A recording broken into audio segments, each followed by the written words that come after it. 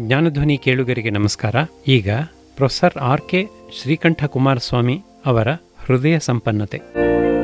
ವೇದಬ್ರಹ್ಮಶ್ರೀ ಕೇಶವಮೂರ್ತಿ ಘನಪಾಠಿಗಳು. 1946 ಅಥವಾ 47ನೇ ವರ್ಷ ಬೆಂಗಳೂರಿನ ವೇದ ಮಹಾಪಾಠಶಾಲೆಯಲ್ಲಿ ಗುಮಾಸ್ತನಾಗಿ ಕೆಲಸ ಮಾಡುತ್ತಿದ್ದೆ. ನನ್ನ ಭಾವನವರಾದ ಪೂಜ್ಯ ಮಲ್ಲಿಕಾರ್ಜುನ ಶಾಸ್ತ್ರಿಗಳೇ ಅಧ್ಯಕ್ಷರು. ಏಪ್ರಿಲ್ ತಿಂಗಳಲ್ಲಿ ಅವರು ಮೈಸೂರು ಪಾಠಶಾಲೆಗೆ ಸರ್ವದರ್ಶನ ಸಂಗ್ರಹವೆಂಬ ವಿಷಯಕ್ಕೆ ಎಕ್ಸ್ಟರ್ನಲ್ ಎಕ್ಸಾಮಿನರ್ ಆಗಿ ಹೋಗಿದ್ದರು. ವಾಪಸ್ಸು ಬಂದು, ಪುಟ್ಟಣ್ಣ, ಘನ ಕೇಳಿದರೆ ಕೇಶವಮೂರ್ತಿ ಬಾಯಿನಲ್ಲಿ ಕೇಳಬೇಕು ಎಂದರು. ನನಗೆ ಆಶ್ಚರ್ಯ, ಕುತೂಹಲ ಎರಡೂ ಆಯಿತು. ಅತ್ತಂಬಿ, ಯಾರು ಆ ಕೇಶವಮೂರ್ತಿಗಳು ಎಂದು ಕೇಳಿದೆ. ಅದೇ ಹಳ್ಳಿ ಮೈಸೂರಿನವನು, ಕೌಶಿಕ ಸಂಕೇತಿ, ಘನಾಂತ ಪರೀಕ್ಷೆಗೆ ಬಂದಿದ್ದ. ಅದೇನು ಹೇಳಿದ, ಅವನ ಅಸ್ಖಲಿತವಾದ ವಾಣಿ, ತಪ್ಪು ಸಂದೇಹಗಳೇ ಇಲ್ಲದೆ ಅವನು ಹೇಳುತ್ತಿದ್ದ ರೀತಿ ಎಲ್ಲವೂ ಅಮೋಘವಾಗಿತ್ತು ಎಂದರು. ನನಗೆ ಆಶ್ಚರ್ಯ, ಏಕೆಂದರೆ ಅವರು ಯಾವತ್ತೂ ಬೆಟ್ಟದಪುರದ ಸಂಕೇತಿಗಳನ್ನು ಬಿಟ್ಟರೆ ಬೇರೆಯವರು ವೇದ ಹೇಳುವುದನ್ನು ಹೊಗಳಿದ್ದನ್ನು ನಾನು ಕೇಳಿಯೇ ಇರಲಿಲ್ಲ. ಬೆಟ್ಟದಪುರ ಸಂಕೇತಿಗಳನ್ನು ಕಂಡರೆ ಅವರಿಗೆ ಅಷ್ಟು ಅಭಿಮಾನ. ಅಂಥವರು ಕೇಶವಮೂರ್ತಿಗಳನ್ನು ಹಾಡಿ ಹೊಗಳಬೇಕಾದರೆ ನಿಜವಾಗಲೂ ಅವರಲ್ಲಿ ವೈಶಿಷ್ಟ್ಯವಿರಬೇಕು ಎಂದುಕೊಂಡೆ. ಅವರನ್ನು ನೋಡಿ ನಮಸ್ಕರಿಸಬೇಕೆಂಬ ಕುತೂಹಲ ಅಂದಿನಿಂದಲೇ ಆರಂಭವಾಯಿತು. ಸುಮಾರು ದಿನ ನನ್ನ ಅಭೀಷ್ಟ ಈಡೇರಲೇ ಇಲ್ಲ. 47ನೇ ಡಿಸೆಂಬರ್ನಲ್ಲಿ ಶಿವಮೊಗ್ಗದಲ್ಲಿ ನಡೆದ ತಪಸ್ವಿ ಬಾಪು ದೀಕ್ಷಿತರ ಉಪವಾಸ ಮುಕ್ತಾಯ ಸಮಾರಂಭಕ್ಕೆ ಹೋಗುವ ಪ್ರಸಂಗ ಒದಗಿತು. ಅಲ್ಲಿ ಕೊನೆಯ ದಿನ ರುದ್ರಹೋಮ. ಅಂದು ಪೂಜ್ಯ ಕೇಶವಮೂರ್ತಿಗಳ ಭವ್ಯ ಸ್ವರೂಪವನ್ನು ಕಂಡು ಆನಂದಪಟ್ಟು ನಮಸ್ಕರಿಸಿದೆ. ಅವರು ಅಸ್ಖಲಿತ ವಾಣಿಯಿಂದ ಏಕಾಗ್ರತೆಯಿಂದ ಹೇಳುತ್ತಿದ್ದ ರುದ್ರ ಸ್ವಾಹಾಕಾರವನ್ನು ಕೇಳಿ ಆನಂದಿಸಿದೆ ಅಷ್ಟೆ. ಪುನಃ ಅವರ ದರ್ಶನವಾಗಲು 5 ವರ್ಷಗಳು ಕಾಯಬೇಕಾಯಿತು. 1952ರಲ್ಲಿ ಕಾಶಿಯಲ್ಲಿ ವಿದ್ಯಾಭ್ಯಾಸ ಮುಗಿಸಿಕೊಂಡು ಭದ್ರಾವತಿ ಕಬ್ಬಿಣ ಕಾರ್ಖಾನೆಗೆ ಕೆಲಸಕ್ಕೆ ಬಂದೆ. ಬಂದ ತತ್ಕ್ಷಣ ಕೇಶವಮೂರ್ತಿ ಘನಪಾಠಿಗಳ ಪತ್ತೆ ಹಚ್ಚಿಕೊಂಡು ಶಿವಮೊಗ್ಗಕ್ಕೆ ಹೋಗಿ ಅವರ ದರ್ಶನ ಮಾಡಿ ನನ್ನ ಪರಿಚಯವನ್ನು ಹೇಳಿಕೊಂಡೆ. ಆ ಸಮಯದಲ್ಲಿ ಸೌಭಾಗ್ಯವತಿಯು ಗರ್ಭಿಣಿಯಾಗಿದ್ದಳು. ನಂಜನಗೂಡಿನಲ್ಲಿ ಪುಂಸವನ ಸೀಮಂತ ಏರ್ಪಾಡು ಮಾಡಿದ್ದರು ತೀರ್ಥರೂಪರು. ಅದಕ್ಕೆ ಘನಪಾಠಿಗಳೇ ಬಂದು ಆಚಾರ್ಯತ್ವವನ್ನು ವಹಿಸಿಕೊಳ್ಳಬೇಕೆಂದು ಪ್ರಾರ್ಥಿಸಿದೆ. ಆದರೆ ಅವರು ನಮ್ಮ ವಂಶ ಪುರೋಹಿತರನ್ನು ಬಿಟ್ಟು ಮಾಡುವುದು ಯುಕ್ತವಲ್ಲ ಎಂದು ಹೇಳಿ ನಿರಾಕರಿಸಿದರು. ಆಮೇಲೆ ಆಗಾಗ್ಗೆ ಹೋಗುತ್ತಿದ್ದೆ. 56ನೇ ಇಸವಿಯಲ್ಲಿ ನನ್ನ ಮಾತೃಶ್ರೀಯವರು ದಿವಂಗತರಾದರು.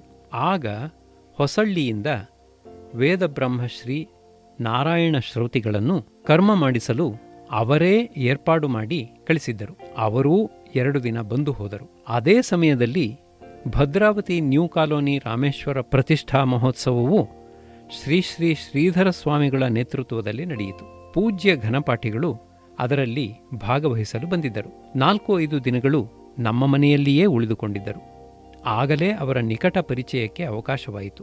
ಅವರ ಅಪಾರವಾದ ಪಾಂಡಿತ್ಯ, ಯೋಗ್ಯತೆಗಳನ್ನು ಕಂಡು ಸಂತೋಷಪಡುವ ಅವಕಾಶ ಸಿಕ್ಕಿತು. ಅದುವರೆಗೂ ನಮ್ಮ ವೇದೋಕ್ತ ಕರ್ಮಗಳೆಂದರೆ ಮಂತ್ರಗಳನ್ನು ಗಟ್ಟಿಯಾಗಿ ಹೇಳಿ ಕ್ರಿಯೆಯನ್ನು ಮಾಡಿದರೆ ಸಾಕು ಎಂದು ತಿಳಿದುಕೊಂಡಿದ್ದೆ.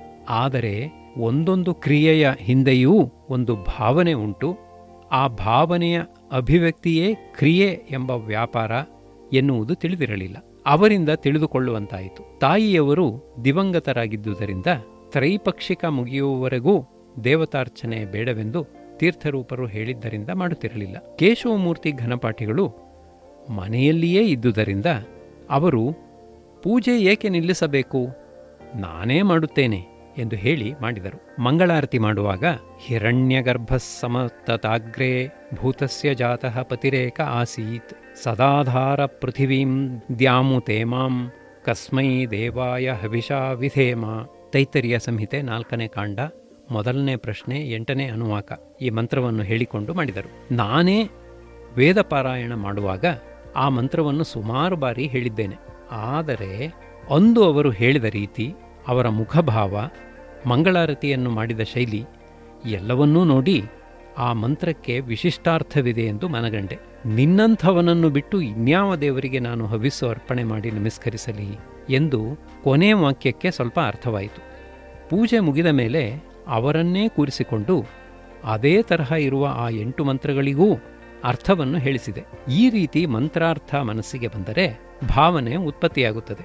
ಆಗ ಭಾವನೆಯ ಅಭಿವ್ಯಕ್ತಿಯಾದ ಕ್ರಿಯೆಗೆ ಒಂದು ಸಾರ್ಥಕ್ಯ ಬರುತ್ತದೆ. ಹೃದಯದಲ್ಲಿ ಸದ್ಭಾವನೆಯೂ ಜಾಗೃತವಾಗಿ ಕ್ರಿಯೆಯಿಂದ ದೃಢವಾಗುತ್ತದೆ ಎಂಬುದನ್ನು ಕಂಡುಕೊಂಡೆ.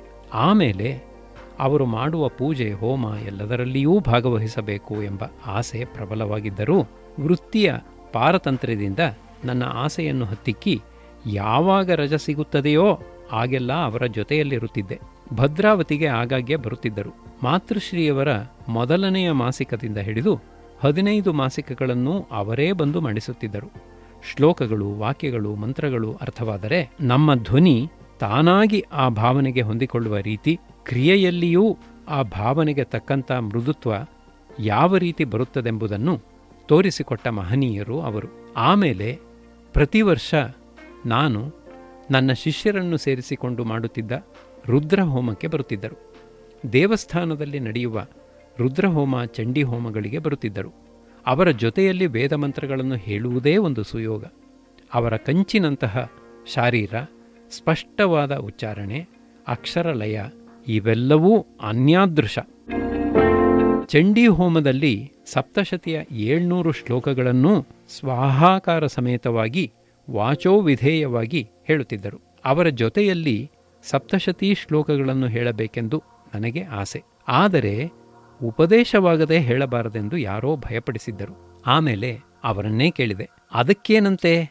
ಹೇಳಪ್ಪ, ವೇದಾಧ್ಯಯನವನ್ನು ಮಾಡಿರುವ ನಿನಗೆ ಎಂಥ ಉಪದೇಶ? ಪುಸ್ತಕ ನೋಡಿಕೊಂಡು ಹೇಳು ಎಂದರು. ಅವರ ಜೊತೆಯಲ್ಲಿ ಆ ಶ್ಲೋಕಗಳನ್ನೂ ಹೇಳುವ ಭಾಗ್ಯ ನನಗೆ ಸಿಕ್ಕಿತು. ಶೃಂಗೇರಿಗೆ ನವರಾತ್ರಿ ಸಮಯದಲ್ಲಿ ಒಂದು ಸಾರಿ ಹೋಗಿದ್ದೆ.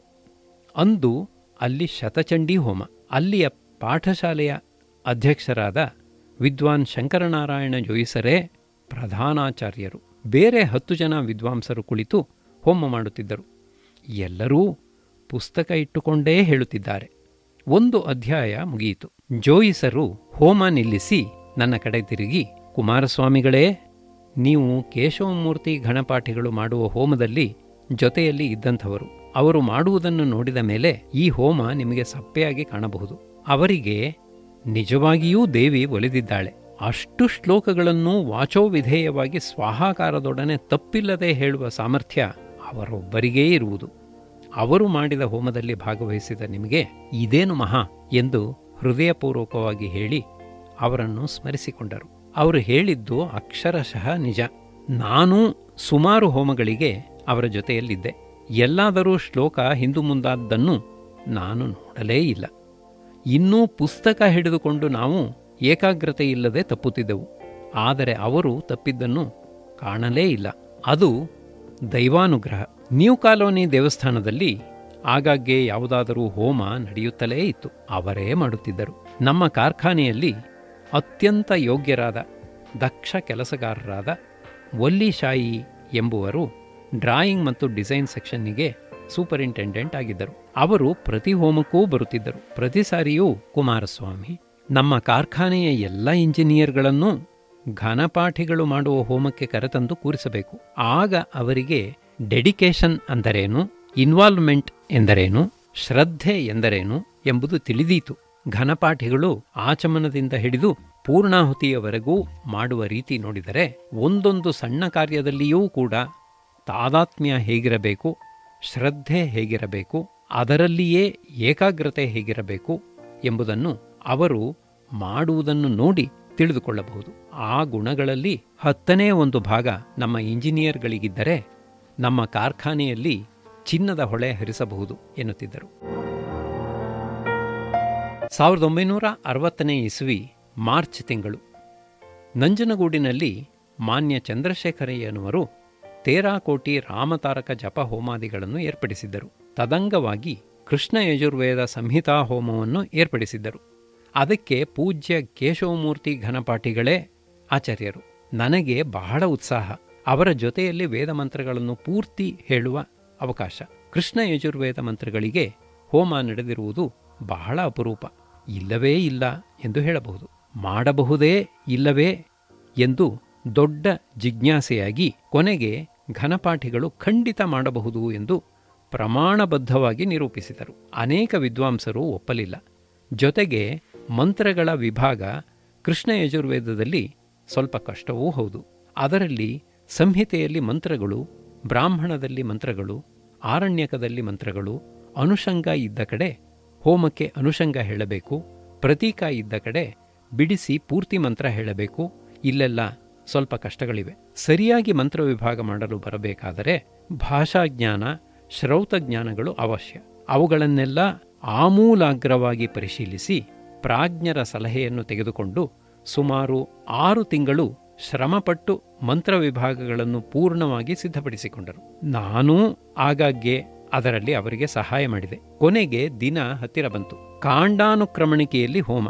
ಮೊದಲನೆಯ ದಿನ ಸೋಮವಾರ ಪ್ರಾಜಾಪತ್ಯಕಾಂಡ ಮಂತ್ರಗಳಿಂದ ಹೋಮ, 2ನೇ ದಿನ ಸೌಮ್ಯಕಾಂಡ, 3ನೇ ದಿನ ಆಗ್ನೇಯಕಾಂಡ, ಗುರುವಾರ ಶುಕ್ರವಾರಗಳು ವೈಶ್ವದೇವಕಾಂಡ, ಶನಿವಾರ ಸಂಹಿತಾ ಹೋಮದ ಪೂರ್ಣಾಹುತಿ, ಭಾನುವಾರ ರಾಮತಾರಕ ಮಂತ್ರ ಹೋಮ, ಅದರ ಪೂರ್ಣಾಹುತಿ. ಹೀಗೆ ಕಾರ್ಯಕ್ರಮವಿತ್ತು. ಶನಿವಾರ ಘನಪಾಠಿಗಳು ನಮ್ಮ ಮನೆಗೆ ಬಂದರು, ನನ್ನನ್ನು ಜೊತೆಯಲ್ಲಿ ಕರೆದುಕೊಂಡು ಹೋಗಲು. ಆದರೆ ನನ್ನ ತೀರ್ಥರೂಪರು 1 ವಾರದಿಂದ ಬಹಳ ಅಸ್ವಸ್ಥರಾಗಿದ್ದವರು ಆವತ್ತು ತಾನೇ ಚೇತರಿಸಿಕೊಳ್ಳುತ್ತಿದ್ದರು. ಆದ್ದರಿಂದ ತಂದೆಯವರನ್ನು ಆ ಸ್ಥಿತಿಯಲ್ಲಿ ಬಿಟ್ಟು ಹೋಗಲು ಇಷ್ಟವಿಲ್ಲದೆ ಬರಲು ಸಾಧ್ಯವಿಲ್ಲವೆಂದು ಘನಪಾಠಿಗಳಿಗೆ ಹೇಳಿದೆ. ಅವರೂ ನೋಡಿದರು. ತಂದೆಯವರ ಸೇವೆ ಮುಖ್ಯ. ನೀನಿಲ್ಲದಿರುವುದು ನನಗೆ ಬಲಗೈ ಮುರಿದಂತಾಗುತ್ತದೆ ನಿಜ. ಆದರೆ ತಂದೆಯವರನ್ನು ಈ ಅವಸ್ಥೆಯಲ್ಲಿ ಬಿಟ್ಟು ಬರುವುದು ನ್ಯಾಯವಲ್ಲ. ಚಿಂತೆಯಿಲ್ಲ, ನಾನು ಬರುತ್ತೇನೆ ಎಂದು ನಂಜನಗೂಡಿಗೆ ಹೊರಟು ಹೋದರು. ತೀರ್ಥರೂಪರು ಅವರು ಬಂದು ಹೋದದ್ದನ್ನು ಕಂಡು ನನ್ನನ್ನು ಅವರು ಏತಕ್ಕೆ ಬಂದಿದ್ದರು ಎಂದು ಕೇಳಿದರು. ವಿಷಯವನ್ನು ತಿಳಿಸಿದೆ. ಆಗ ಅವರು, ಹೋಗಬೇಕಾಗಿತ್ತು, ನಾನು ಈಗ ಹುಷಾರಾಗಿದ್ದೇನೆ, ನಾಳೆ ಹೋಗಿ ಬಾ ಎಂದರು. ನಾನು ಕೇಳಿ ಸುಮ್ಮನಾಗಿ ಬಿಟ್ಟೆ. ಭಾನುವಾರ ಹೊರಡಲಿಲ್ಲ. ರಾತ್ರಿ ಪಾಠ ಹೇಳುತ್ತಾ ಕೂತಿದ್ದಾಗ ನನ್ನನ್ನು ಕರೆದರು. ನಂಜನಗೂಡಿನಲ್ಲಿ ಸಂಹಿತಾ ಹೋಮ ನಾಳೆಯಿಂದಲೇ ಆರಂಭವಲ್ಲವೇ? ಇನ್ನೂ ಇಲ್ಲೇ ಇದ್ದೀಯಲ್ಲ, ಹೊರಡಬಾರದೆ ಎಂದರು. ಇಲ್ಲ ಶೌಮಮ್ಮ, ನಿಮ್ಮನ್ನು ಈ ಸ್ಥಿತಿಯಲ್ಲಿ ಬಿಟ್ಟು ಹೋಗಲಾರೆ ಎಂದೆ. ಅದಕ್ಕೆ ಅವರು, ಅಯ್ಯೋ, ಈಗ ಹುಷಾರಾಗಿದ್ದೀನಪ್ಪ, ನಿನ್ನ ಹೆಂಡತಿ ನೋಡಿಕೊಳ್ಳುತ್ತಾಳೆ, ಏನೂ ಯೋಚನೆ ಇಲ್ಲ. ಅಂಥ ಹೋಮದರ್ಶನ ನನಗೂ ಪುಣ್ಯಕರವಲ್ಲವೇ? ಹೋಗಿ ಬಾ ಎಂದರು. ನನಗೂ ಸ್ವಲ್ಪ ಆಶೆ ಅಂಕುರಿತವಾಯಿತು. ನನ್ನ ಹೆಂಡತಿಯನ್ನು ಕೇಳಿದೆ. ಹೋಗಿ ಬನ್ನಿ, ಪರವಾಗಿಲ್ಲ, ಈಗ ಹುಷಾರಾಗಿದ್ದಾರೆ, ನಾನು ನೋಡಿಕೊಳ್ಳುತ್ತೇನೆ ಎಂದಳು. ರಾತ್ರಿ ತಂದೆಯವರನ್ನು ನೋಡಿಕೊಳ್ಳಲು ನನ್ನ ಆಪ್ತರೊಬ್ಬರನ್ನು ಏರ್ಪಡಿಸಿ ವ್ಯತ್ಯಾಸವಾದರೆ ಟ್ರಂಕ್ ಕಾಲ್ ಮಾಡಬೇಕೆಂದು ಹೇಳಿ ರಾತ್ರಿ ಹೊರಡಲಾಗದೆ ಮಾರನೇ ದಿನ ಸೋಮವಾರ ಬೆಳಗ್ಗೆ ಹೊರಟೆ. 1 ಕಾಂಡದ ಹೋಮ ಮುಗಿದಿರುತ್ತದೆ, ಬಾಕಿಯದಕ್ಕಾದರೂ ಸೇರಿಕೊಳ್ಳೋಣವೆಂದು ಹೊರಟೆ. ತೀರ್ಥರೂಪರು, ಹೋಗಿ ಬಾ, ಏನೂ ಯೋಚನೆ ಇಲ್ಲ, ಶನಿವಾರ ಬಂದು ಬಿಡು ಎಂದು ಹೇಳಿ ಕಳಿಸಿದರು. ಸೋಮವಾರ ಸಾಯಂಕಾಲ ನಂಜನಗೂಡು ತಲುಪಿದೆ.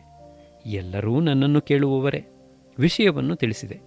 ಘನಪಾಠಿಗಳು, ವೇದಪುರುಷನೇ ಅವರನ್ನು ಕಾಪಾಡುತ್ತಾನೆ ಎಂದು ಆಶ್ವಾಸನೆ ಕೊಟ್ಟರು. ಸೌಮ್ಯಕಾಂಡ ಹೋಮವಾಯಿತು. ನಾನು ಶನಿವಾರ ಪೂರ್ಣಾಹುತಿಗೆ ಇರಲು ಸಾಧ್ಯವಿಲ್ಲವೆಂದೂ ಶುಕ್ರವಾರ ಸಾಯಂಕಾಲವೇ ಹೊರಡುತ್ತೇನೆಂದು ನನ್ನ ತಂದೆಯವರು ಶನಿವಾರ ಬಂದು ಬಿಡುವಂತೆ ಹೇಳಿದ್ದಾರೆಂದು ತಿಳಿಸಿದೆ. ಘನಪಾಠಿಗಳಿಗೆ ಸ್ವಲ್ಪ ಯೋಚನೆಗೆ ಇಟ್ಟುಕೊಂಡಿತು. ಕೊನೆಗೆ ಕಮಿಟಿಗೆ ತಿಳಿಸಿದರು. ಅವರೆಲ್ಲರೂ ತಂದೆಯವರನ್ನು ರುಗ್ನಾವಸ್ಥೆಯಲ್ಲಿ ಬಿಟ್ಟು ಬಂದಿರುವ ಕುಮಾರಸ್ವಾಮಿಗಳು ಪೂರ್ಣಾಹುತಿಗೆ ಇಲ್ಲದಿದ್ದರೆ ಹೇಗೆ? ಶನಿವಾರಕ್ಕೆ ಬದಲು ಶುಕ್ರವಾರವೇ ಸಂಹಿತಾ ಹೋಮಕ್ಕೆ ಪೂರ್ಣಾಹುತಿಯನ್ನು ಮಾಡುವುದು. ವೈಶ್ವದೇವಕಾಂಡ ಹೋಮವನ್ನು ಗುರುವಾರ ಶುಕ್ರವಾರ 2 ದಿನಗಳಿಗೆ ಬದಲಾಗಿ ಒಂದೇ ದಿನ ಗುರುವಾರ ಮುಗಿಸಿಬಿಟ್ಟರೆ ಶುಕ್ರವಾರ ಪೂರ್ಣಾಹುತಿ ಮಾಡಬಹುದು ಎಂದು ತೀರ್ಮಾನಿಸಿ ಘನಪಾಠಿಗಳನ್ನು, ಗುರುವಾರ ಒಂದೇ ದಿನದಲ್ಲಿ ವೈಶ್ವದೇವಕಾಂಡ ಹೋಮವನ್ನು ಮುಗಿಸಲು ಸಾಧ್ಯವೇ ಎಂದು ಕೇಳಿದರು. ಆಗ ಘನಪಾಠಿಗಳು, ಕುಮಾರಸ್ವಾಮಿಗೋಸ್ಕರ ಖಂಡಿತ ಮಾಡುತ್ತೇನೆ ಎಂದು ಬಿಟ್ಟರು.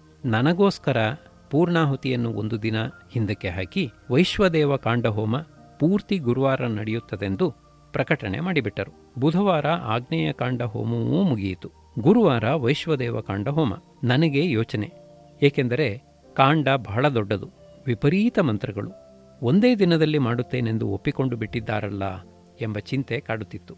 ಗುರುವಾರ ಬೆಳಗ್ಗೆ ಬೇಗಲೇ ಎದ್ದು ಸ್ನಾನಾದಿಗಳನ್ನು ಮುಗಿಸಿಕೊಂಡು 6:30ಕ್ಕೆ ಅಗ್ನಿಕುಂಡದ ಹತ್ತಿರ ಬಂದೆವು. 6:45ಕ್ಕೆ ಹೋಮ ಆರಂಭವಾಯಿತು. ನಂಜನಗೂಡಿನ ವಿದ್ವಾನ್ ಕೃಷ್ಣ ಸೋಮಯಾಜಿಗಳೇ ಬ್ರಹ್ಮ. ನಾನು ಪುಸ್ತಕ ಹಿಡಿದು ಕೂತಿದ್ದೆ. 6:45ರಿಂದ 12:30 ನಡೆಯಿತು. ಒಂದು ಘಟ್ಟಕ್ಕೆ ನಿಲ್ಲಿಸಿ ಎದ್ದು ಮಾಧ್ಯಾಹ್ನಿಕ ಮಾಡಿ ಹಾಲು ಕುಡಿದು ಪುನಃ 1 ಗಂಟೆಗೆ ಆರಂಭಿಸಿದೆವು. ಮುಗಿಯುವ ವೇಳೆಗೆ ಸಾಯಂಕಾಲ 6:45 ತತ್ತರಿಸಿ ಹೋಗಿದ್ದೆ. ಘನಪಾಠಿಗಳ ಮುಖದಲ್ಲಾಗಲಿ ಕಂಠದಲ್ಲಾಗಲಿ ಸ್ವಲ್ಪವಾದರೂ ಆಯಾಸದ ಚಿಹ್ನೆ ಕಾಣಬೇಕೇ. ಬೆಳಗ್ಗೆ 6:45 ಯಾವ ಕಂಠದಲ್ಲಿ ಯಾವ ವೇಗದಲ್ಲಿ ಆರಂಭಿಸಿದರೋ ಸಾಯಂಕಾಲ 6:45 ಅದೇ ಕಂಠ ಅದೇ ವೇಗದಲ್ಲಿ ಮಂತ್ರ ಹೇಳಿ ಮುಗಿಸಿದ್ದಾರೆ. ಮಧ್ಯೆ ತಪ್ಪಿದ್ದಿಲ್ಲ, ಹಿಂದು ಮುಂದಾದದ್ದಿಲ್ಲ, ವೇಗವನ್ನು ಹೆಚ್ಚಿಸುವುದಾಗಲಿ ಕುಗ್ಗಿಸುವುದಾಗಲಿ ಮಾಡಲಿಲ್ಲ. ಅಸ್ಖಲಿತವಾದ ಅವರ ವಾಣಿಯಿಂದ ಹೊರಹೊಮ್ಮುತ್ತಿದ್ದ ಆ ಮಂತ್ರಗಳನ್ನು ಕೇಳುವುದೇ ಒಂದು ಆನಂದ. ಅಪೂರ್ವವಾದ ಅಂಥ ಹೋಮದಲ್ಲಿ ಪೂಜ್ಯ ಘನಪಾಠಿಗಳ ಜತೆಯಲ್ಲಿ ಮಂತ್ರ ಹೇಳುವ ಅವಕಾಶ ಮಾಡಿಕೊಟ್ಟದ್ದಕ್ಕಾಗಿ ತೀರ್ಥರೂಪರನ್ನು ಮನಸಾರ ವಂದಿಸಿದೆ. ಹೋಮ ನಡೆಯುವಾಗ ಎದುರಿನಲ್ಲಿ ವೇದಾಂತ ವಿದ್ವಾನ್ ವಿಠ್ಠಲ ಶಾಸ್ತ್ರಿಗಳು, ವಿದ್ವಾನ್ ಲಕ್ಷ್ಮೀ ನರಸಿಂಹ ಶಾಸ್ತ್ರಿಗಳು ಕುಳಿತಿದ್ದರು. ಕೊನೆಯವರೆಗೂ ಹಾಗೇ ಕುಳಿತಿದ್ದು, ಹೋಮ ಮುಗಿದಾಗ ವಿಠ್ಠಲ ಶಾಸ್ತ್ರಿಗಳು ಘನಪಾಠಿಗಳ ಹತ್ತಿರ ಬಂದು, ಕೇಶವಮೂರ್ತಿ, ನೀನು ನನಗೆ ಚಿರಂಜೀವಿ. ಆದರೆ ಇವತ್ತು ನೀನು ಮಾಡಿದ ಹೋಮವನ್ನು ನೋಡಿ ನಿನಗೆ ನಮಸ್ಕಾರ ಮಾಡಬೇಕು ಅನ್ನಿಸುತ್ತಿದೆಯಪ್ಪ ಕೇಶವಮೂರ್ತಿ. ಸಾಕ್ಷಾತ್ ಬ್ರಹ್ಮನೇ ಬಂದು ಕೂತಿದ್ದರೂ ಹೀಗೆ ಹೋಮ ಮಾಡುವುದು ಸಾಧ್ಯವಾಗುತ್ತಿರಲಿಲ್ಲ. ಯಜುಸ್ಸಂಹಿತಾ ಹೋಮವು ಪ್ರಮಾಣವೇ ಇರಲಿ ಅಥವಾ ಅಪ್ರಮಾಣವೇ ಆಗಲಿ, ನೀನು ಮಾಡಿದೀಯಲ್ಲ ಈ ಹೋಮವು ಸರ್ವಥಾ ಪ್ರಮಾಣ, ಸರ್ವರಿಗೂ ಆದರ್ಶ ಎಂದು ಬಾಯಿ ತುಂಬ ಹೊಗಳಿ ಆಶೀರ್ವದಿಸಿ ಹೊರಟರು. ವಾಸ್ತವವಾಗಿ ಅವರು ಹೇಳಿದ್ದರಲ್ಲಿ ಒಂದು ಅಕ್ಷರವೂ ಅತಿಶಯೋಕ್ತಿ ಇಲ್ಲ. ಅದನ್ನು ಪ್ರತ್ಯಕ್ಷ ನೋಡಿ ಆ ಆನಂದವನ್ನು ಅನುಭವಿಸಿದವರು ಬೇರೆ ರೀತಿ ಹೇಳಲು ಸಾಧ್ಯವೇ ಇಲ್ಲ. ನಾನು ಶುಕ್ರವಾರ ಅದರ ಪೂರ್ಣಾಹುತಿಯನ್ನು ಮುಗಿಸಿಕೊಂಡು ಶನಿವಾರ ಸಾಯಂಕಾಲಕ್ಕೆ ಮನೆ ತಲುಪಿದೆ. ತೀರ್ಥರೂಪರು ನಾನು ಬಂದದ್ದನ್ನು ಕಂಡು ಅತ್ಯಂತ ಸಂತೋಷಪಟ್ಟು ಆಹಾರವನ್ನು ಸ್ವೀಕರಿಸಿದರು. 2 ದಿನಗಳಿಂದ ನನ್ನ ಹಂಬಲದಲ್ಲಿ ಊಟ ಮಾಡಿರಲಿಲ್ಲವಂತೆ. ಭಾನುವಾರ ರಾತ್ರಿ ದಿವಂಗತರಾದರು. ಅದು ವಿಷಯಾಂತರ ಇರಲಿ. ಅವರು ಘನಪಾಠಿಗಳು ಧರ್ಮ ಮೌಲ್ಯಗಳನ್ನು ಧೃತಿಯಿಂದ ಕಾಪಾಡುವ ಬಗೆಯೇ ಒಂದು ವೈಶಿಷ್ಟ್ಯ. ಒಂದು ಸಾರಿ ಭದ್ರಾವತಿಗೆ ಬಂದು 2ನೇ ಮಗನ ಉಪನಯನಕ್ಕೆ 500 ರೂಪಾಯಿಗಳನ್ನು ಕೊಟ್ಟಿರು ಎಂದು ಕೇಳಿದರು. ಕೊಟ್ಟೆ. ಹಾಗೇ ಪ್ರಶ್ನೆಯನ್ನು ಮಾಡಿದೆ. ನಿಮಗೆ ಶಿವಮೊಗ್ಗದಲ್ಲಿ ಲಕ್ಷಾಧೀಶ್ವರರೇ ಶಿಷ್ಯರಾಗಿದ್ದಾರೆ, ಅವರನ್ನು ಕೇಳದೆ ಇಲ್ಲಿಯವರೆಗೆ ಬಂದಿರಲ್ಲ ಏಕೆ ಎಂದು ಕೇಳಿದೆ. ಅದಕ್ಕೆ ಅವರು, ಕುಮಾರಸ್ವಾಮಿ, ಅವರನ್ನು ಕೇಳಿದರೆ ನನಗೆ 500 ಅಲ್ಲ 5,000 ಬೇಕಾದರೂ ಸಿಗುತ್ತಿತ್ತು. ಆದರೆ ಅವರ ಹಣವನ್ನು ತೆಗೆದುಕೊಂಡು ಮಗನಿಗೆ ಉಪನಯನ ಮಾಡಲು ಇಷ್ಟವಾಗಲಿಲ್ಲ. ನೀನು ಶ್ರೋತ್ರಿಯ, ಕಷ್ಟಪಟ್ಟು ಸಂಪಾದನೆ ಮಾಡಿದ್ದೀಯೆ, ಆ ಹಣದಿಂದ ಉಪನಯನ ಮಾಡೋಣವೆಂದು ಕೇಳಿದೆ ಎಂದರು. ಅವರ ಧಾರ್ಮಿಕ ಮೌಲ್ಯದ ಮಟ್ಟವನ್ನು ಕಂಡು ಕಣ್ಣಲ್ಲಿ ನೀರು ಬಂತು. ಮೈಸೂರಿನಲ್ಲಿ ಜಯಲಕ್ಷ್ಮೀಪುರದಲ್ಲಿ ಗರುಡ ಚಯನ ನಡೆಯುತ್ತಿದೆ. ಘನಪಾಠಿಗಳೇ ಬ್ರಹ್ಮ. ಗುಂಡಪ್ಪನವರು ರಿಟೈರ್ಡ್ ಸಬ್ ಡಿವಿಷನ್ ಆಫೀಸರ್ ಯಜಮಾನರು. ಅವರ ಎದುರು ಮನೆಯಲ್ಲಿದ್ದ ಶಂಕರಪ್ಪನವರ ಮನೆಯಲ್ಲಿ ನಮ್ಮನ್ನೆಲ್ಲ ಇಳಿಸಿದ್ದರು. ಶಂಕರಪ್ಪನವರ ಧರ್ಮಪತ್ನಿ ಶ್ರೀಮತಿ ಸಾವಿತ್ರಮ್ಮನವರು ಆಗ ನಮ್ಮೆಲ್ಲರಿಗೂ, ನಾವು ಒಟ್ಟು 21 ಜನ ಇದ್ದೆವು, ಮಾಡಿದ ಆದರಾತಿಥ್ಯಗಳನ್ನು ವರ್ಣಿಸಲಾರೆ. ಅದು 1-2 ದಿನಗಳಲ್ಲ, ಒಟ್ಟು 12 ದಿನಗಳು ಇರಲಿ. ಅವರ ಭಾರತ ನಾರೀತ್ವದ ಆದರ್ಶವನ್ನು ಇನ್ನೊಂದು ಕಡೆ ಬಣ್ಣಿಸೋಣ. ಯಾಗದ 5ನೇ ದಿನವೋ ಏನೋ ಘೃತೇಷ್ಠಕಾ ಉಪದಧಾತಿ ಎಂದು ಗರುಡಚಿತೆಯ ಇಟ್ಟಿಗೆಗಳ ಜೊತೆಗೆ ತುಪ್ಪದ ಇಟ್ಟಿಗೆಯನ್ನು ಆಸಾದನೆ ಮಾಡುತ್ತಾರೆ. ತುಪ್ಪವನ್ನು ಮಂಜುಗಟ್ಟೆಯಲ್ಲಿಟ್ಟು ಗಟ್ಟಿ ಮಾಡಿ ಇಟ್ಟಿಗೆ ಆಕಾರ ಮಾಡಿ ಮಂತ್ರ ಹೇಳಿ ಆಸಾದನೆ ಮಾಡುತ್ತಾರೆ. ನೋಡಲು ಚೆನ್ನಾಗಿರುತ್ತದೆ. ಆ ಸಂದರ್ಭದಲ್ಲಿ ಗುಂಡಪ್ಪನವರು ನನ್ನನ್ನು ಕರೆದು, ಸಾವಿತ್ರಮ್ಮನವರನ್ನು ಕರೆಯಿರ್ರಿ, ಅವರು ಬಂದು ನೋಡಲಿ ಎಂದರು. ಅವರು ಯಾಗದಲ್ಲಿ ಸೇವಾನಿರತರಾಗಿದ್ದವರು. ಗುಂಡಪ್ಪನವರಿಗೆ ಆ ಕೃತಜ್ಞತೆ. ಇಂಥ ಒಂದು ಅಪೂರ್ವ ವೈದಿಕ ದೃಶ್ಯವನ್ನು ಅವರು ನೋಡಲಿ ಎಂದು ಆಸೆ. ನಾನು ಕರೆಯಲು ಹೋದೆ. ಆಗ ಸಾವಿತ್ರಮ್ಮನವರು ವೈದಿಕರ ಉಪಚಾರದಲ್ಲಿ ನಿರತರಾಗಿದ್ದರು. ನಾನು ಕರೆದಾಗ, ಕುಮಾರಸ್ವಾಮಿಗಳೇ, ಇನ್ನೂ 7-8 ಜನ ವೈದಿಕರು ಇಲ್ಲೇ ಇದ್ದಾರೆ. ಒಬ್ಬರಿಗೆ ತಿಂಡಿ, ಒಬ್ಬರಿಗೆ ಕಾಫಿ, ಮತ್ತೊಬ್ಬರಿಗೆ ಟೀ, ಮಗದೊಬ್ಬರಿಗೆ ಹಾಲು ಎಲ್ಲ ಕೊಡಬೇಕಾಗಿದೆ. ಬಿಟ್ಟು ನಾನು ಹೇಗೆ ಬರಲಿ? ಆಮೇಲೆ ಬರುತ್ತೇನೆಂದು ಹೇಳಿ ಎಂದು ಬಿಟ್ಟರು. ನಾನು ಹಾಗೇ ಹೋಗಿ ಹೇಳಿದೆ. ಸುಮ್ಮನಾದರು. 2ನೇ ತುಪ್ಪದ ಇಟ್ಟಿಗೆ ಇಡುವಾಗ ಪುನಃ ಇನ್ನೊಬ್ಬರ ಕೈಯಲ್ಲಿ ಹೇಳಿ ಕಳಿಸಿದರು. ಆಗಲೂ ಅದೇ ಉತ್ತರ ಬಂತು. 3ನೇ ಇಟ್ಟಿಗೆ ಇಡುವಾಗಲಂತೂ ಬಹಳ ಆಗ್ರಹದಿಂದಲೇ ಹೇಳಿ ಕಳಿಸಲು ಹೊರಟರು. ಆಗ ಬ್ರಹ್ಮರಾಗಿದ್ದ ಘನಪಾಠಿಗಳು, ಯಜಮಾನರೇ, ಸಾವಿತ್ರಮ್ಮನವರು ವೈದಿಕರ ಉಪಚಾರದಲ್ಲಿ ನಿರತರಾಗಿದ್ದಾರೆ. ಈ ಇಷ್ಟಕಾಸಾದನ ದೃಶ್ಯಕ್ಕಿಂತ ಅತ್ಯಂತ ಪುಣ್ಯತಮವಾದ ಋತ್ವಿಕೋಪಚಾರವನ್ನು ಮಾಡುತ್ತಿದ್ದಾರೆ. ಅವರಿಗೆ ತೊಂದರೆ ಕೊಡಬೇಡಿ, ಮಾಡಿ ಬರಲಿ, ಅವರು ಮಾಡುತ್ತಿರುವುದು ಬಹಳ ದೊಡ್ಡ ಕೆಲಸ ಎಂದು ಹೇಳಿ ನಿಲ್ಲಿಸಿಬಿಟ್ಟರು. ಮದ್ರಾಸಿನಲ್ಲಿ ಜಲಕಂಠೇಶ್ವರ ದೇವಸ್ಥಾನದಲ್ಲಿ ಹೋಮಕ್ಕೆ ಬಂದಾಗಲೂ ಹೀಗೇ ಹೇಳುತ್ತಿದ್ದರು. ಅಲ್ಲಿಗೆ ಬಂದ ವೈದಿಕರನ್ನು ಮನೆಗೆ ಊಟಕ್ಕೆ ಕರೆಯುತ್ತಿದ್ದೆ. ನನ್ನ ಧರ್ಮಪತ್ನಿಗೆ ಅಡುಗೆ ಮಾಡುವ ಕೆಲಸ ಬಿಡುತ್ತಿತ್ತು. ಹೋಮಕ್ಕೆ ಬರಲಾಗುತ್ತಿರಲಿಲ್ಲ. ಬೇಜಾರು ಮಾಡಿಕೊಂಡು ಅವಳು ಹೇಳಿದಾಗ ಘನಪಾಠಿಗಳು, ಅಮ್ಮ, ಆ ಹೋಮ ದರ್ಶನಕ್ಕಿಂತ ಸಾವಿರಾರು ಪಾಲು ಪುಣ್ಯವತ್ತರವಾದ ಕೆಲಸವನ್ನು ನೀನು ಮಾಡುತ್ತಿದ್ದೀಯೇ. ಏನೂ ಯೋಚಿಸಬೇಡ. ಅತಿಥಿ ಸತ್ಕಾರದ ಮುಂದೆ ಇದು ಯಾವುದೂ ಇಲ್ಲ ಎಂದು ಹೇಳಿ ಸಮಾಧಾನಪಡಿಸುತ್ತಿದ್ದರು. ಅದು ಕೇವಲ ಸಮಾಧಾನದ ಮಾತಲ್ಲ, ನಿಜವಾದ ಧಾರ್ಮಿಕ ಮೌಲ್ಯ. ನಾನು ಭದ್ರಾವತಿಯಲ್ಲಿ ಗುರುಗಳ ಪೂಜೆಗೆ ಸಾಯಂಕಾಲ ಹೋಗಲಾಗದಿದ್ದುದಕ್ಕೆ ಮನೆಯಲ್ಲಿ ಉಳಿದುಕೊಂಡಿದ್ದ ಯತಿಗಳ ಮತ್ತು ವೈದಿಕರ ಉಪಚಾರವೇ ಕಾರಣ ಎಂದು ವಿಷಾದವನ್ನು ವ್ಯಕ್ತಪಡಿಸಿದ್ದಕ್ಕೆ ಅವರು, ಕುಮಾರಸ್ವಾಮಿ, ಗುರುಗಳ ಪೂಜೆಯಲ್ಲಿ ರುದ್ರ ಇನ್ನೊಂದು ದಿನ ಹೇಳಬಹುದು, ಆದರೆ ಅತಿಥಿಗಳ ಉಪಚಾರ ಮತ್ತೊಮ್ಮೆ ಸಿಗಲಿಕ್ಕಿಲ್ಲ. ಅವರನ್ನು ಉದಾಸೀನ ಮಾಡಿ ನೀನು ಹೋಗಿ ಅವರು ನೊಂದುಕೊಂಡಿದ್ದರೆ ಮಹಾ ಅಧರ್ಮ ಘಟಿಸುತ್ತಿತ್ತು ಎಂದು ಬುದ್ಧಿ ಹೇಳಿದರು. ಇದು ಅವರ ಧರ್ಮಪ್ರಜ್ಞೆ. ಒಂದು ಬಾರಿ ಶೃಂಗೇರಿಗೆ ಗಣೇಶ ಚತುರ್ಥಿ ಸಮಯದ ವಿದ್ವತ್ ಸಭೆಗೆ ಹೋಗಿದ್ದೆ. ಭಾರತದ ಎಲ್ಲ ಕಡೆಗಳಿಂದಲೂ ವಿದ್ವಾಂಸರು ಬಂದಿದ್ದರು. ಮಧ್ಯಾಹ್ನ ಛತ್ರದಲ್ಲಿ ಎಲ್ಲರೂ ಕುಳಿತಿದ್ದೇವೆ. ಮಠದ ಪರಿಚಾರಕನೊಬ್ಬನು ತೊಟ್ಟಿಯಲ್ಲಿದ್ದ ಬಾವಿಯಿಂದ ನೀರು ಸೇದಿ ಕಲ್ಲು ತೊಟ್ಟಿಗೆ ತುಂಬುತ್ತಿದ್ದ. ಸುತ್ತಲೂ ನಾವು ಕೂತಿದ್ದೇವೆ. ಎಲ್ಲವೂ ಸಿದ್ಧವಾಗಿದೆ. ಪ್ರಾರಂಭ ಮಾಡಬೇಕು. ವಿದ್ವಾಂಸರೆಲ್ಲರೂ ಒಬ್ಬರ ಮುಖ ಒಬ್ಬರು ನೋಡಿಕೊಂಡು ಚಡಪಡಿಸುತ್ತಿದ್ದಾರೆ. ತೊಟ್ಟಿಯಲ್ಲಿ ಆತ ಮಧ್ಯೆ ನಿಂತಿರುವಾಗ ಹೇಗೆ ಮಾಡುವುದು ಎಂಬುದೇ ಸಮಸ್ಯೆ. ಆಗತಾನೇ ಬಂದು ಕೂತಿದ್ದ ಘನಪಾಠಿಗಳು ಅವರುಗಳ ಚಡಪಟಿಕೆಯನ್ನು ಕಂಡು, ಏಕೆ ಯೋಚನೆ, ಅವನು ಅನೇಕ ವರ್ಷಗಳಿಂದ ಮಠದಲ್ಲಿ ಗುರುಗಳ ಮತ್ತು ಅಮ್ಮನವರ ಸೇವೆ ಮಾಡುತ್ತಿರುವವನು, ಒಳ್ಳೆಯವನು. ಅದೂ ಅಲ್ಲದೆ ಆಪಸ್ತಂಬರು ಧರ್ಮಸೂತ್ರದಲ್ಲಿ ಹೀಗೆ ದೇವತಾ ಸೇವೆಯನ್ನೂ ಗುರು ಹಿರಿಯರ ಸೇವೆಯನ್ನೂ ಮಾಡಿ ಚಾರಿತ್ರ್ಯವಂತರಾದವರ ಬಗೆಗೆ ಒಳ್ಳೆಯ ಮಾತುಗಳನ್ನೇ ಹೇಳಿದ್ದಾರೆ. ಅವನ ಪಾಡಿಗೆ ಅವನು ತನ್ನ ಕೆಲಸ ಮಾಡಿಕೊಂಡಿರಲಿ, ನೀವು ಮಾಡಿ ಎಂದರು. ಎಲ್ಲರೂ ಅವರ ಮಾತು ಕೇಳಿ ಕರ್ತವ್ಯ ಮಾಡಿದರು. ಅದು ಪ್ರಾಜ್ಞರಾದ ಘನಪಾಠಿಗಳ ಧಾರ್ಮಿಕ ಮೌಲ್ಯಗಳ ಪ್ರಜ್ಞೆ, ಅವರ ಮಾನವೀಯತೆಯ ಔದಾರ್ಯ. ಘನಪಾಠಿಗಳ ಜ್ಞಾನಕ್ಕೂ ಆಚಾರಕ್ಕೂ ಮಕುಟಪ್ರಾಯವಾಗಿ 1962ರಲ್ಲಿ ರುದ್ರಪಟ್ಟಣದಲ್ಲಿ ನಡೆದ ಅತಿರುದ್ರದಲ್ಲಿ ಪ್ರಧಾನಾಚಾರ್ಯರಾಗಿದ್ದರು. ಶೃಂಗೇರಿ ಜಗದ್ಗುರುಗಳು ಆ ಸಮಯದಲ್ಲಿ 10 ದಿನ ರುದ್ರಪಟ್ಟಣದಲ್ಲಿ ವಾಸ್ತವ್ಯ ಹೂಡಿದ್ದರು. ಅದೊಂದು ಅಪೂರ್ವ ಸನ್ನಿವೇಶ. ಕಾವೇರಿ ತೀರದಲ್ಲಿ ಅತಿರುದ್ರದ ಯಾಗಶಾಲೆ. ನಿತ್ಯ ಬೆಳಗ್ಗೆ 121 ಜನ ವೇದಾಧ್ಯಾಯಿಗಳಿಂದ ಏಕಾದಶವಾರ ರುದ್ರಪಾರಾಯಣ. ಪೂಜ್ಯ ಘನಪಾಠಿಗಳಿಂದ 121 ರುದ್ರ ಕಲಶಗಳಿಗೆ ಪೂಜೆ. ಸಾಯಂಕಾಲ ರುದ್ರ ಕ್ರಮಸ್ವಸ್ತಿ, ಅಷ್ಟಾವಧಾನ ಸೇವೆ. ಪೂಜಾ ಸಾಮಗ್ರಿಗಳು ಬಂಡಿಗಟ್ಟಲೆ ಬಂದು ಬೀಳುತ್ತಿದ್ದವು. ನನ್ನ ಶಿಷ್ಯರೇ ಮಂಟಪದ ಅಲಂಕಾರ ಸೇವೆಗೆ ಟೊಂಕ ಕಟ್ಟಿ ನಿಂತಿದ್ದರು. ಸಾಯಂಕಾಲದ ಹೊತ್ತಂತೂ ವಾಸ್ತವವಾಗಿ ಬ್ರಹ್ಮಸಭೆಯಂತೆ ಕಂಗೊಳಿಸುತ್ತಿತ್ತು.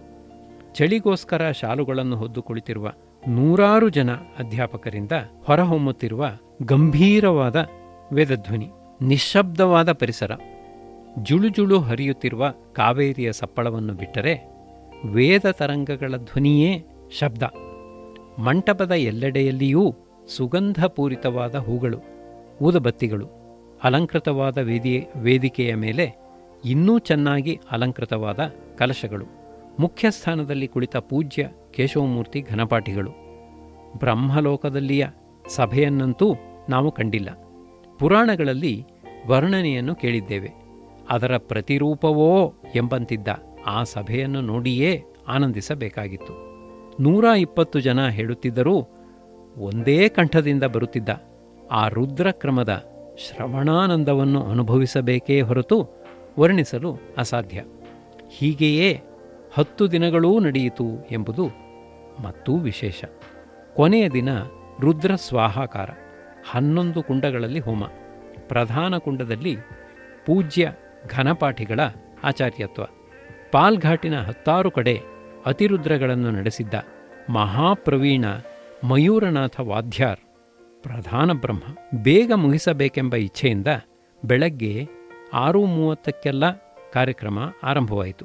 ಘನಪಾಠಿಗಳು ಆರಂಭಕ್ಕೆ ಮುಂಚೆ ಗಣಪತಿ ಪ್ರಾರ್ಥನೆ ಮಾಡಿ ಎಲ್ಲವೂ ನಿರ್ವಿಘ್ನವಾಗಿ ನೆರವೇರಲಿ ಎಂದು ಸಂಕಲ್ಪಿಸಿ ಸಕಲ ದೋಷ ನಿವೃತ್ತ್ಯರ್ಥವಾಗಿ ಸುವರ್ಣದಾನ ಮಾಡುತ್ತೇನೆಂದು ಸಂಕಲ್ಪಿಸಿ ತಮಗೆ ಮೊದಲನೇ ದಿನ ಮಧುಪರ್ಕ ಸತ್ಕಾರದಲ್ಲಿ ಕೊಟ್ಟಿದ್ದ ಘನವಾದ ಪವಿತ್ರದ ಉಂಗರವನ್ನು ಮಯೂರನಾಥ ವಾದ್ಯಾರಿಗೆ ಬಹಳ ದೊಡ್ಡ ಕೆಲಸ, ಎಲ್ಲವೂ ನಿರ್ವಿಘ್ನವಾಗಿ ಲೋಪವಿಲ್ಲದಂತೆ ನಡೆಯುವ ಹಾಗೆ ಅನುಗ್ರಹಿಸಬೇಕು ಎಂದು ಪ್ರಾರ್ಥಿಸಿ ನಮಸ್ಕಾರ ಮಾಡುತ್ತಾ ಕೊಟ್ಟುಬಿಟ್ಟರು. ಅವರಿಗೆ ದಿಗ್ಭ್ರಮೆಯಾಯಿತು, ಕಣ್ಣುಗಳಲ್ಲಿ ನೀರಾಡಿತು. ಹಿಂದೆ ಮಾದರಿ ವ್ಯಕ್ತಿಯೇ ನಾನ್ ಪಾತದೇ ಕಡಿಯಾದಿ, ಇಂಥ ವ್ಯಕ್ತಿಯನ್ನು ನಾನು ಎಲ್ಲಿಯೂ ನೋಡಲಿಲ್ಲ ಎಂದು ಅಭಿಮಾನದಿಂದ ಹೇಳಿ ಸ್ವೀಕರಿಸಿದರು. ಹೋಮ ನಡೆದು ವಸೋರ್ಧಾರ ಪೂರ್ಣಾಹುತಿಗಳು ಗುರುಗಳ ಸಮ್ಮುಖದಲ್ಲಿ ಅಭೂತಪೂರ್ವವಾಗಿ ನಡೆದವು. ಕೊನೆಯಲ್ಲಿ ಗುರುಗಳು ಆನಂದ ತುಂದಿಲರಾಗಿ ಘನಪಾಠಿಗಳಿಗೆ ಶಾಲು ಜೋಡಿಯನ್ನು ಹೊದಿಸಿ ಅನುಗ್ರಹ ಮಾಡಿದರು. ಅವರನ್ನು ಆಚಾರ್ಯರನ್ನಾಗಿ ಇಟ್ಟು ಮಾಡಿದರೆ ಹೋಮ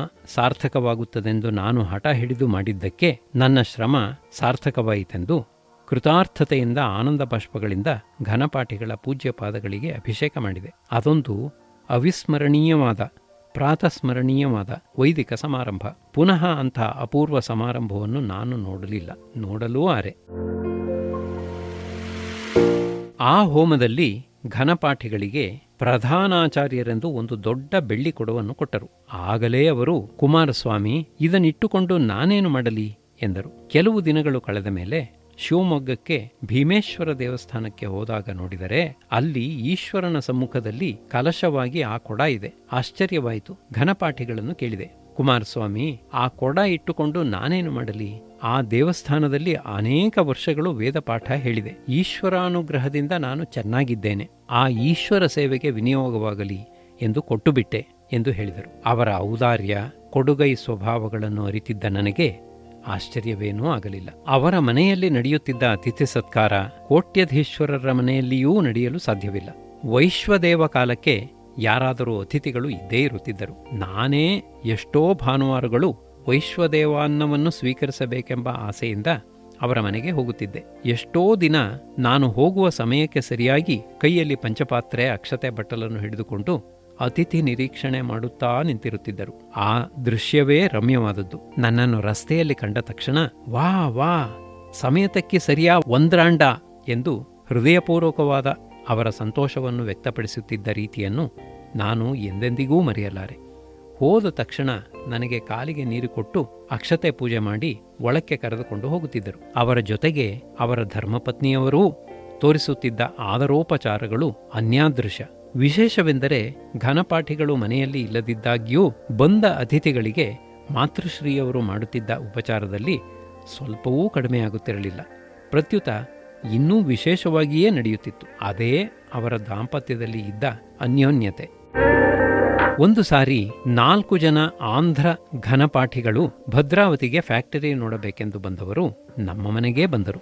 ರಾತ್ರಿ ಆಹಾರವಾದ ಮೇಲೆ ಮಾತನಾಡುತ್ತಿರುವಾಗ ಅವರು, ಕುಮಾರಸ್ವಾಮಿ, ಭಾರತದ ನಾರಿಯರು ಮಹಾಸಾಧ್ವಿಗಳು ಎಂದು ಹೇಳುತ್ತಿದ್ದರು.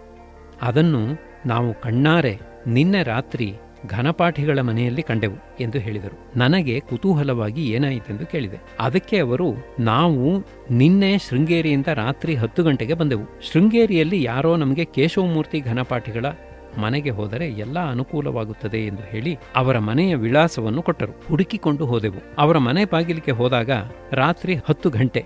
ಘನಪಾಠಿಗಳ ಮನೆಯವರೇ ಬಾಗಿಲು ತೆಗೆದರು. ಅವರಿಗೆ ತೆಲುಗು ಭಾಷೆ ಬರುವುದಿಲ್ಲ, ನಮಗೆ ಕನ್ನಡ ಗೊತ್ತಿಲ್ಲ. ಹೇಗೋ ನಮ್ಮ ಸ್ಥಿತಿಯನ್ನು ಅರ್ಥ ಮಾಡಿಕೊಂಡು ಒಳಕ್ಕೆ ಕರೆದು ಕೂರಿಸಿದರು. ಘನಪಾಠಿಗಳು ಮನೆಯಲ್ಲಿಲ್ಲ. ಯಾರ ಮನೆಗೋ ಚಂಡೀ ಪಾರಾಯಣಕ್ಕೆ ಹೋಗಿದ್ದರು. ನಮಗೆ ಸ್ವಲ್ಪ ನಿರಾಶೆಯೇ ಆಯಿತು. ನಮ್ಮ ಇಂಗಿತವನ್ನು ಅರ್ಥ ಮಾಡಿಕೊಂಡರೋ ಎಂಬಂತೆ ಅವರು ತಮ್ಮ ಹರುಕುಮುರುಕು ತೆಲುಗಿನಲ್ಲಿಯೇ ನಮಗೆ ಸ್ನಾನಕ್ಕೆ ಸಿದ್ಧವಾಗಿರುವುದಾಗಿ ಹೇಳಿದರು. ಹಂಡೆಯಲ್ಲಿ ಬಿಸಿ ನೀರು ಸಿದ್ಧವಾಗಿತ್ತು. ನನ್ನ ಹತ್ತಿರ ಮಾತನಾಡಿ ಹೇಗೋ ಇಬ್ಬರಿಗೆ ಫಲಾಹಾರ, ಇಬ್ಬರಿಗೆ ಊಟ ಎಂಬುದನ್ನು ಖಚಿತ ಮಾಡಿಕೊಂಡು ಅಡುಗೆ ಮನೆಗೆ ಹೊರಟು ಹೋದರು. ನಮ್ಮ ಸ್ನಾನ ಅಹ್ನಿಕಾದಿಗಳು ಮುಗಿಯುವ ಹೊತ್ತಿಗೆ ರಾತ್ರಿ 11:15 ಆಯಿತು. ಅವರು ಬರುವುದು ಇನ್ನೂ ಹೊತ್ತಾಗಬಹುದು, ನೀವು ಆಹಾರಕ್ಕೆ ಏಳಿ ಎಂದು ನಮ್ಮನ್ನು ಎಬ್ಬಿಸಿ ಎಲೆ ಹಾಕಿ ಬಡಿಸುವ ಹೊತ್ತಿಗೆ ಘನಪಾಠಿಗಳೂ ಬಂದರು. ಬಹಳ ಸಂತೋಷಪಟ್ಟರು. ತಾವೂ ಜೊತೆಗೆ ಕೂತು ಭೋಜನ ಮಾಡಿದರು. ಇವತ್ತು ಮಧ್ಯಾಹ್ನ ಅಲ್ಲಿಯೇ ಊಟ ಮಾಡಿಕೊಂಡು ಹೊರಟು ಇಲ್ಲಿಗೆ ಬಂದೆವು. ನಿಮ್ಮ ಮನೆಯ ವಿಳಾಸವನ್ನೂ ಅವರೇ ಹೇಳಿದರು. ಕುಮಾರಸ್ವಾಮಿ, ಮನೆಯ ಹೆಂಗಸರು ಆದರ ಮಾಡುವುದನ್ನು ನಾವು ಎಲ್ಲಿಯೂ ಕಂಡಿರಲಿಲ್ಲ.